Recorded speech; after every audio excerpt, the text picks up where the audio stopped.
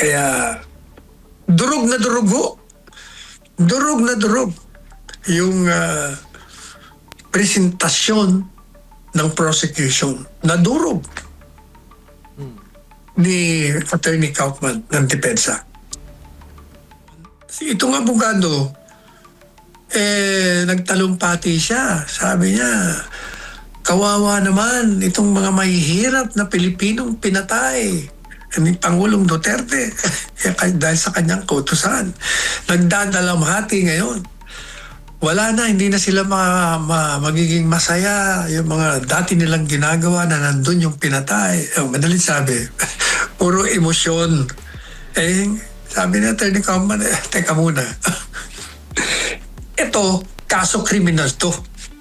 Meron tayong mga regla rito. Yung ebidensya ba yung pinipresenta nyo? Pwede bang tanggapin sa hukuman yan? Hearsay.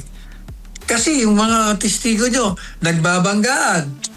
Nagkakaroon ng mga, nagdidigmaan ang kanilang mga payag. Halimbawa, sabi niya, yung isa, tinan niyo yung isang sworn statement niyo na pinipresenta.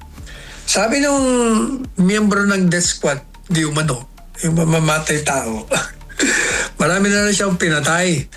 At pinapatay daw niya sa pamamagitan ng pagsaksak. Doon daw sa Davao, notorious yun, kilala na mamamatay tao na ginagamit, pampatay. Yung, kung hindi balisong, punyal, kutsilyo, basta bladed weapon. Pero, siguro mga ilang linggo, gumawa naman siya ng panibagong affidavit. Naku, ang nakalagay doon, pinatay niya raw sa pamamagitan ng pagbaril sa kanya. Tinama sabi niya, Attorney Kaufman, paano naman kami maniniwala? Madalit sabi, gawa-gawa lang. Nilika lang talaga nila yan para gibayin ng Presidente Duterte. Kaya, durog na durog ho. Durog na durog yung presentasyon ng prosecution. Nadurog